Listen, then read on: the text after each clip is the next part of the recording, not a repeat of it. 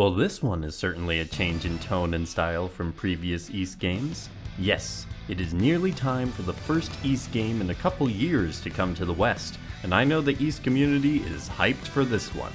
The unique designs, refined combat, and fascinating scenario has drawn many people, myself included, into this new entry, and it will hopefully draw even more people to this fantastic series. Ys 9 is an action RPG courtesy of that one studio I keep talking about on this channel over and over again, Nihon Falcom. Ys 9 Monstrum Nox is the 9th game out of 10 for the Ys series and continues the adventures of Adol, swordsman adventurer with the fiery hair and the penchant for getting himself into trouble. The game was initially released in Japan for the PS4 back in September of 2019, and is scheduled to be released in the US for PS4 on February 2nd, 2021, with the European version coming 3 days later.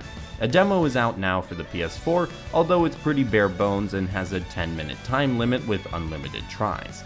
The game will also be ported to Switch by Engine Software and PC by Engine Software and PH3 Games, scheduled for mid-2021. The game is being localized and published by NIS America. Now, some fans may be leery of them localizing another Ys game after Ys 8's issues, both in the localization and the PC port. I can't speak on the localization yet, but given PH3 Games' work on vastly improving the Ys 8 PC port, I can safely say it's in good hands this time. In fact, that's the version I'm going to be getting myself, but since the game is coming out at least on one console now, I thought I'd do the video to correspond with this initial release. Reception to the game back in Japan was quite positive, beating out Ys 8 on review scores and initial sales numbers. Hopefully the game will live up to these expectations, but what sticky situation has Adol gotten himself into now? Surprising exactly 0 fans of the series, Adol gets into trouble even before entering the city of Balduq, and considering Balduq is nicknamed the Prison City, this isn't the place you generally want to be messing around in. Even getting thrown in prison, though, doesn't save Adol from more trouble finding him, as a mysterious girl named Aprilis finds him there and turns him into a monstrum. Adol does get some supernatural gifts out of the exchange, so it's not all bad, but now he must team up with the other people who have been turned into monstrums to defeat monsters threatening the city from a place called the Grimwald Nox. In between all of this action, though, Adol, along with his companions, will be exploring the city, meeting and helping the people of Balduq, and figuring out what is real and what is not. Will Adol be able to fight the monsters back, discover the mysteries hidden within Balduq and the Grimwald Nox, and free himself from the Monstrum curse? I guess we'll find out when we play the game. One of the things that people I trust who have already played the game have told me is that the city of Balduq is a lot more lively as a location than previous Ys games have had. While Ys is not going to rival Trails in detailed story locations anytime soon, the supporting cast is a lot deeper and more relevant than earlier Ys games. Considering it appears the game is mostly limited to the city and the surrounding area, it makes sense for them to build up the city as more of a location to compensate for the lack of travel, and that correspondingly means deeper characters populating the city. Despite this, the core of the game appears to maintain unity with Ys as a series thus far, emphasizing fast-paced combat combined with the bevy of skills and abilities seen in more recent entries. While the city is the main area of the game, one of the reasons I'm not nervous about this restricting your fun exploring is because I think Falcom kept up the exploration themes of Ys in a different way. Among the Monstrum's abilities, there are several that allow for a lot more verticality than previous Ys games have offered. Gliding around the city as Hawk, running up buildings as White Cat, various different ways of traversing the city that allow for hidden treasures and locations to be more part of the gameplay than previous entries. Now, I don't know if the game will expand outside the city as we get to the later game, and how open the city is for exploration from the beginning, but I'm really excited for it. I think they decided to do something new with the game that will make it feel different than previous Ys games without losing a defining aspect of the series. Monstrum Nox is a different breed of Ys game in quite a few areas, and that makes me eager to see how they pull off these changes. On the combat side of things, though, it appears not as much has changed. Monstrum Nox is now the 4th game in the series to use the party-based system, and they have it down to a science at this point. For those who don't know the series as well or need a reminder, each one of the party members has a damage type. They deal slash, strike, or pierce damage, These attack types are more effective against certain enemies, so you need to switch which character you're controlling in order to defeat them. There are 3 characters engaging in battle, at least for the most part. I know Monstrum Nox has unique combat situations where it becomes all the monstrums, but we'll just have to see those ones in action later. I do know that unlike some of the previous entries, you can switch up the damage type of particular characters using certain equipment items. So if you really have a favorite character you want to use, they have a little more versatility if you're fine with switching up their damage type frequently.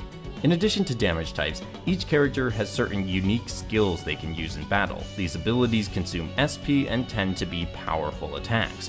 In addition, Monstrum Nox has maintained the Flash Guard and Flash Move system, which I loved using in Memories of Celceta.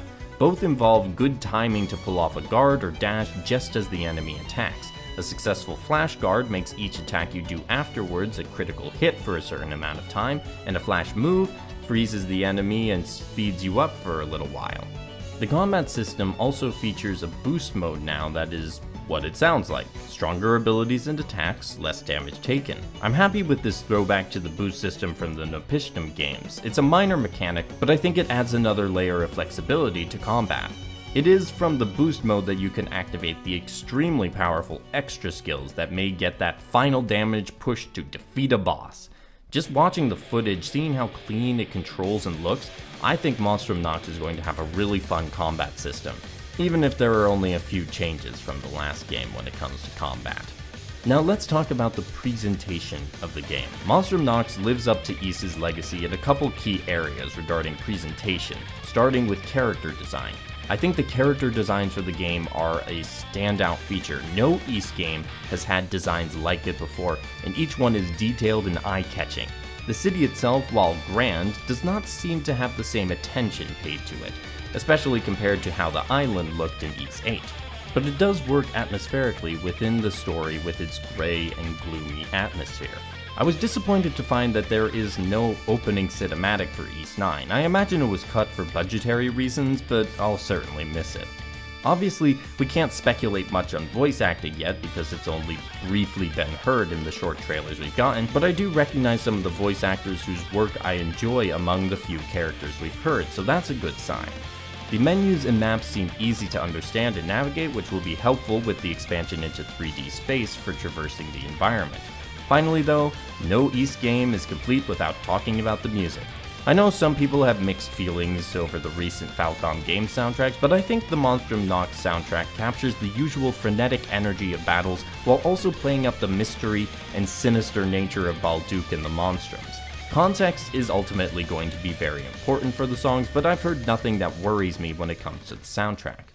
Before I wrap up, there's one last thing I want to tackle in this video, and that's the question of whether a player new to the series can start with Ys 9. The answer to me is yes, absolutely. While the Ys series has an overarching story following Adol on his adventures, most of the games are self-contained, and Ys 9 is not one of the exceptions to that. There are little pieces of lore and detail for returning fans, but nothing highly consequential that would potentially hamper a new player's ability to enjoy the game. Obviously, if you're interested in the Ys series, I welcome you to examine the whole catalog of Ys games to figure out what game you want to start with. But if your choice after doing so is Ys 9, then that's amazing. I hope you have a good time and get drawn into this excellent series of games. If you want further information on Ys as a newcomer or veteran of the series, I will link the site Digital MLS in the description. They have the most comprehensive Ys information in English I've seen, plus the people who run the site are wonderful, which is always a bonus. I'm excited for Ys 9 because I see some changes that I think will be welcomed by Ys fans and newcomers alike with the scenario and exploration. These changes, paired with the polished and energized battle system, make for a game that is both distinct from but also fits well with the Ys series as a whole. I'm looking forward to jumping in on the action once the PC version comes out, and I hope all of you with PS4s and PS5s enjoy the game in the coming weeks, and also don't spoil anything. Thank you for watching the video. Let me know in the comments if you'll be picking up Ys 9 and on what platform. Give the video a like to help it reach more people, and I'll see you in the next one. Have a great day, and happy gaming.